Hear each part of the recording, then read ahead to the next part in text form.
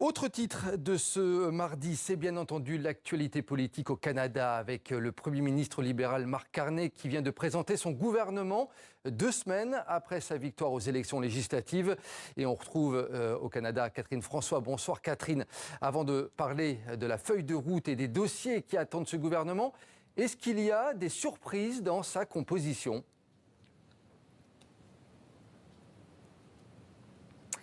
Eh bien, c'est un gros coup de balai que Mark Carney vient de passer, ni plus ni moins, puisque la moitié de ce nouveau cabinet, ce sont des nouveaux venus. Il a voulu marquer une rupture très claire par rapport au gouvernement précédent de Justin Trudeau.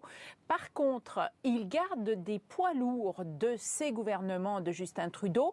La Québécoise Mélanie Joly, par exemple, quitte le ministère des Affaires étrangères. Elle devient ministre de la Science, de l'Innovation et des Nouvelles Technologies. Il semble que c'était à sa demande. Le Québécois François-Philippe Champagne reste ministre des Finances et l'Acadien Dominique Leblanc reste le numéro 2 de ce gouvernement, l'un de ses piliers, puisqu'il est responsable du commerce extérieur et c'est lui qui est responsable également du délicat dossier des relations avec les États-Unis.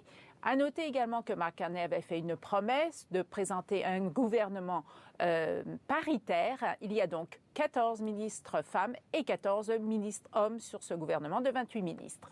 Alors Catherine, quels seront les principaux défis de Mark Carney et de son gouvernement ?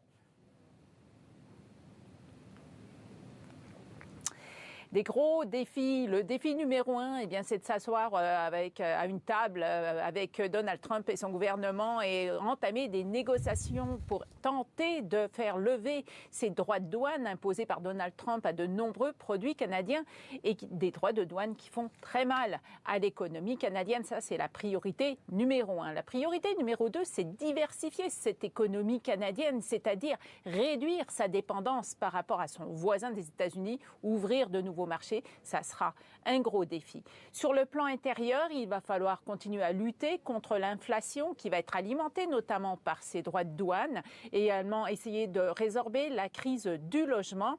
Et enfin, un dernier défi de taille, ça va être unifier le Canada parce que l'Ouest du Canada a voté massivement pour les conservateurs alors que l'Est a donné sa victoire à Mark Carney. Donc il va falloir tenter d'unifier le pays. D'ailleurs, plusieurs nouveaux venus dans ce gouvernement viennent des provinces de l'Ouest. Donc c'est vraiment un geste symbolique de la part de Mark Carney. Et c'est vraiment, vous le voyez, du pain sur la planche, pour cette nouvelle équipe gouvernementale qui est le 31e gouvernement dans l'histoire du Canada. La correspondance de Catherine François. Merci beaucoup Catherine.